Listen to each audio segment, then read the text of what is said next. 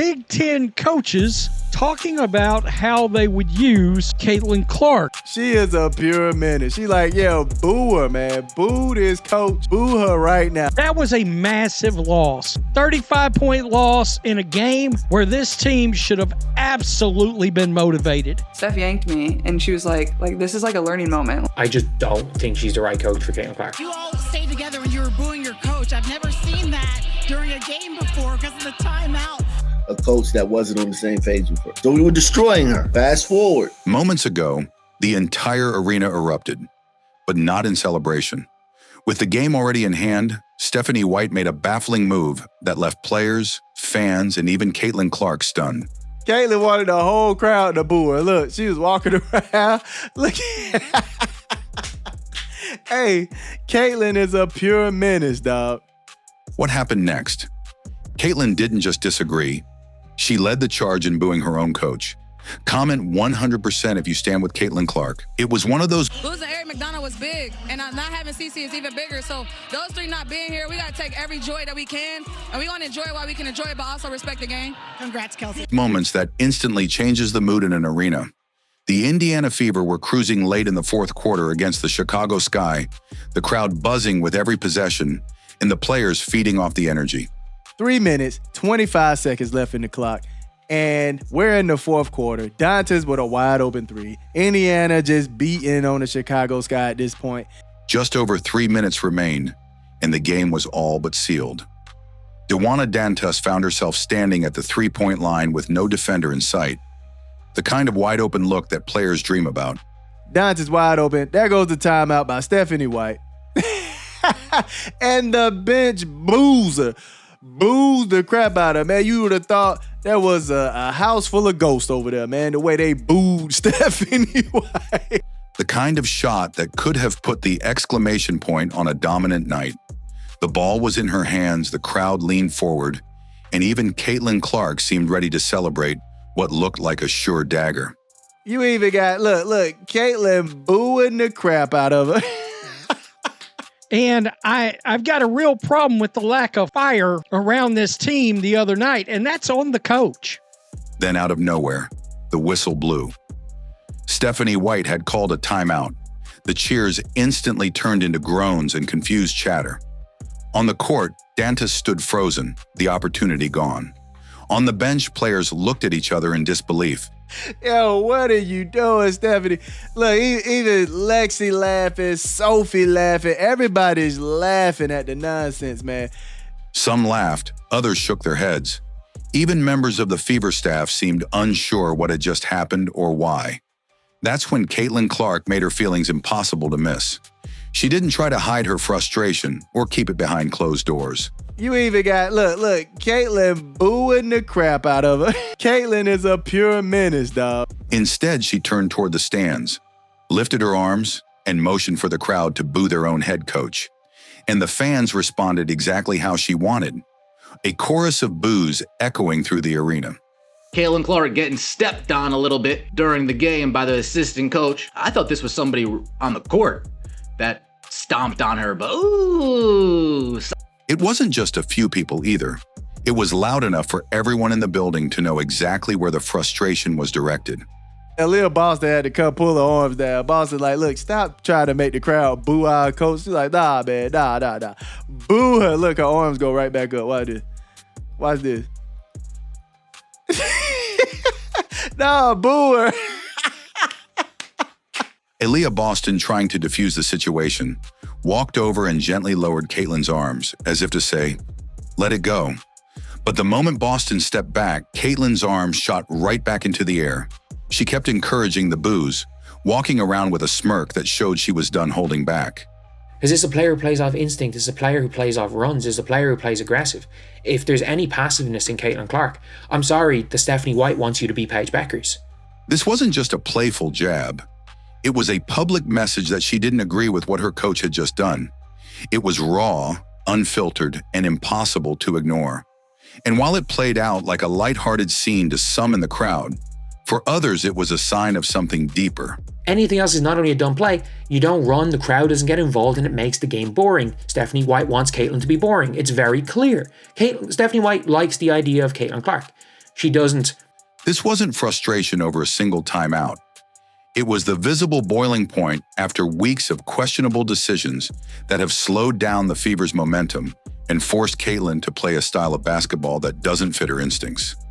In that moment, the boos weren't just about one possession. They were about everything that had been building all season. If there's any passiveness in Caitlin Clark, I'm sorry, the Stephanie White wants you to be Paige Beckers. But like, if Stephanie White really wants you to be Paige Beckers, go to Amber and be like, look, I'm clearly not the player this coach wants. Go trade me for Paige. Go trade me for Paige. Go send me to Dallas. I don't care. What happened that night wasn't an isolated incident. It was just the most visible example of a growing problem. Anyone who's watched the Fever closely this season knows there's been a constant tug of war between Caitlin Clark's natural, instinct-driven style and Stephanie White's control-heavy coaching. Caitlin is a pure menace, dog. She need to cut it out, man. This was hilarious, though. I was confused myself. I'm like, are we losing this game? Like, what are you calling a timeout for? She calls the timeouts when we don't need them. Don't call them when we need them. Come on, Stephanie, what are you doing, Steph? Come on now, man. Caitlin has built her entire career on reading the game in real time, pushing the pace, and making bold plays that can change the momentum in seconds. But too often this season, those instincts have been reined in, replaced by a slow, cautious approach that drains the clock instead of the opponent's confidence. This team has had every reason this year to quit. Caitlin Clark goes down for an extended period of time to quit. DeWanna Bonner quits on the team, time to quit. Ghosted by a vet, time to quit. I think this is the most... Head coach in and out, time to quit. They've had chances to quit. There have been countless moments where Caitlin's on a heater, stringing together assists and buckets, only to be pulled from the game for what White calls a learning moment. But I think that's even been something like me and Steph have like always talk about when we go and watch film. And even like that New York game where like I played really, really well. Obviously scored a lot of points. I think I had 9 assists or 10 assists that game. She was a rebound and assist off a 32-point triple-double. Even in games where she's the clear best player on the floor, like her 32 points, 9 assists, 8 rebounds performance, she's been benched after a turnover as if a single mistake erases everything else she's doing. And like, is the only reason her team's in the game. And let's be real, in the post-game press conference, Caitlin Clark Stephanie White made sure to give out about Caitlin Clark not passing the ball to Dantas. Like, we've seen Damiris Dantas play. Meanwhile, other players are allowed to play through far worse stretches without consequence. It's hard to ignore the double standard, and it's even harder not to think about how it chips away at Caitlin's rhythm. The philosophy clash couldn't be more obvious. Caitlin plays to win. Big. She wants to push the lead, keep the crowd engaged, and close games with authority. Stephanie White is just a WNBA coach coaching a bunch of random WNBA players. If they were the Toledo Blue Hens, not the Indiana Fever that we care about because we came here for Caitlin, and over time we've cared about these players as we've seen 50-something games of them play. Stephanie White's mindset is the opposite. Protect the lead, bleed the clock, and avoid risk. On paper, that sounds like caution. In reality, it's cost the Fever their edge in key moments. Too many fourth quarters have seen the offense grind to a halt, and too many of Caitlin's natural opportunities to create have been lost because she's been told to slow down. And Kelsey had a wide open layup. Like, this is not like it was a difficult pass. It was a wide open layup. She literally passed up an open layup, but she passed up an open layup for her team because she had her coach in the back of her head. And for a player like Caitlin, slowing down is the same as tying one hand behind her back. She's at her most dangerous when she's in full flow, when she's not overthinking, just reacting, seeing lanes and angles no one else sees. Losing Eric McDonough was big, and not having CC is even bigger. So those three not being here, we got to take every joy that we can, and we want to enjoy it while we can enjoy it, but also respect the game. Congrats, Kelsey. Take that away, and you take away the very thing that makes her special. The timeout incident was just the breaking point, the moment the frustration spilled into the open for everyone to see. And like, I don't like hearing that. Because this is a player who plays off instinct. This is a player who plays off runs. This is a player who plays aggressive. For Caitlin, it's not just about one possession or one game. It's about being allowed to play the game her way, the way that's made her one of the most electric talents basketball has ever seen. Because she wants Caitlin Clark to be Paige Beckers. It's very clear she wants Caitlin to be Paige. And I'm not saying she doesn't think Caitlin's great, but she very clearly does not like the way Caitlin plays. Boston's like, look, stop trying to make the crowd boo our coach. She's like, nah, man, nah. You all stayed together when you were booing your coach. I've never seen that during a game before because of the timeout. Around this team the other night, and that's on the coach. A coach that wasn't on the same page with her. So we were destroying her. Fast forward. The more you step back and look at the bigger picture, the more the concerns about Stephanie White's fit become impossible to ignore. Her track record tells its own story. Back at Vanderbilt, she oversaw a program that lost star after star to transfers, including leading scorers who walked away rather than play under her system. Stephanie White's doing a phenomenal job in their eyes. Now, in our eyes, it's like, man, when Caitlin comes back, or like we're still resentful at her for rug pulling us and robbing us of what we actually want to see, as the fans that actually created this mania, this effect. It's us, the fans.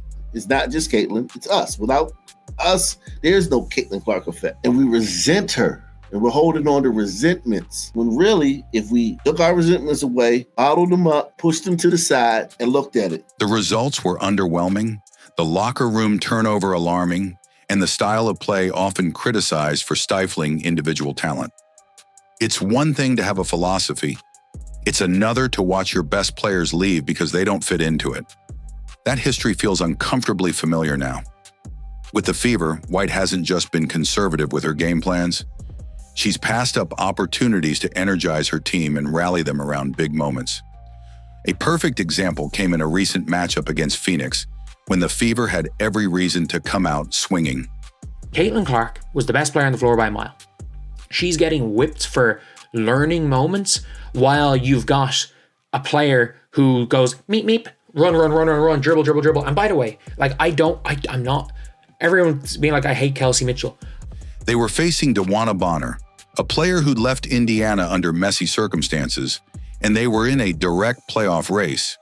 For most great coaches, that's prime bulletin board material, the kind of thing you use to light a fire in the locker room. Big Ten coaches talking about how they would use Caitlin Clark. She is a pure menace. She like, yeah, boo her, man. Boo this coach. Boo her right now. That was a massive loss. 35-point loss in a game where this team should have absolutely been motivated. Steph yanked me, and she was like, this is like a learning moment. I just don't think she's the right coach for Caitlin Clark. You all stayed together when you were booing your coach. I've never seen that during a game before because of the timeout.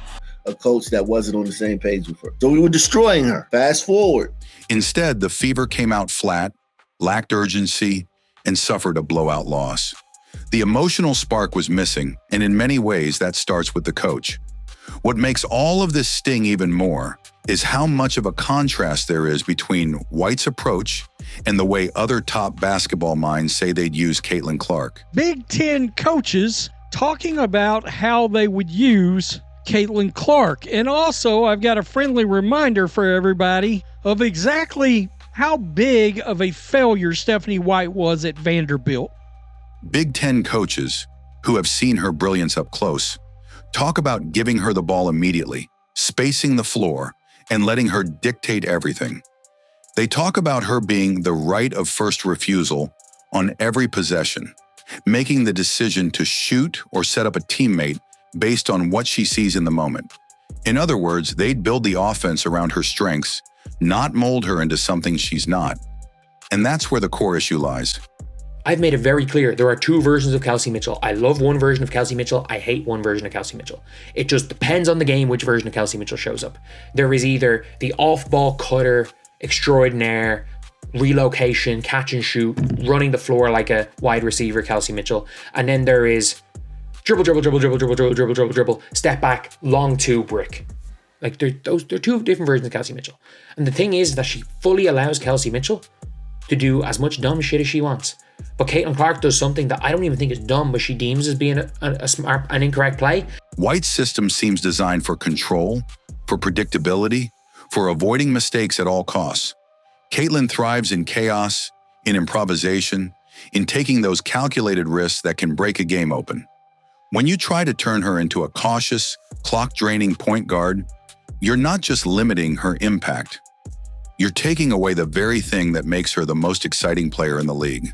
The tension between player and coach isn't going to disappear on its own, and if it's not addressed, moments like the public booing are only going to become more common. She's a maniac. I love her. Caitlin, please let Caitlin be Caitlin. Let your hair down, coach. Let us have fun. Man, like, why did you call timeout? Such a troll. She be trolling, man. So unserious. I've never seen a whole bench in such uproar. Booing the crap out of her, dog. That's nuts. She's a menace. She is, man. She's so silly. This reminds me of something from last season. It's funnier this time around, though. I agree with her, even if I have no idea what's happening. What happened in that fourth quarter wasn't just a funny viral moment. It was a message. Caitlin Clark made it clear she's not afraid to call out what she sees as decisions that hurt the team, even if it means doing it in front of thousands of fans. This was hilarious, though. Caitlin walking around looking at the crowd like, hey, boo her. Boo this woman, y'all. Don't even hesitate to do it. Boo her. And then Lil Boston had to come pull her arms down. Boston like, look, stop trying to make the crowd boo our coach. She's like, nah, man, nah. And the reaction from the crowd proves she's not alone in her frustration. People know her talent. They've seen how she can completely change a game, and they don't want to watch that get smothered by a system that doesn't let her be herself. The Indiana Fever have something special in Caitlin. Caitlin brings all these expectations. Caitlin brings all of this pressure. Caitlin brings all of this because of what we were promised and what we assumed too. A lot of us assumed this too. Like the Fever, they are what they are. This is the same group that the year before Caitlin came won 13 games. You swap out Natasha Howard for Alyssa Smith. You swap out Sophie Cunningham for Christy Wallace. You swap out Ari McDonald for Erica Wheeler. You swap out, you know what I'm saying? Just different role players, same core. The same team that won 6 games the year before that. The same team that won 5 games the year before that. Being coached by some WNBA coach. A generational player who can fill arenas, ignite fans, and lead a team to heights they haven't reached in years. But only if she's given the freedom and trust to play her way. The boos that echoed through the arena were about more than one timeout. They were about protecting that spark, making sure this team is built around its star instead of holding her back. So now the question isn't whether Caitlin Clark will keep fighting for her game. She's already shown she will. The real question is whether the Fever will start fighting with her, not against her.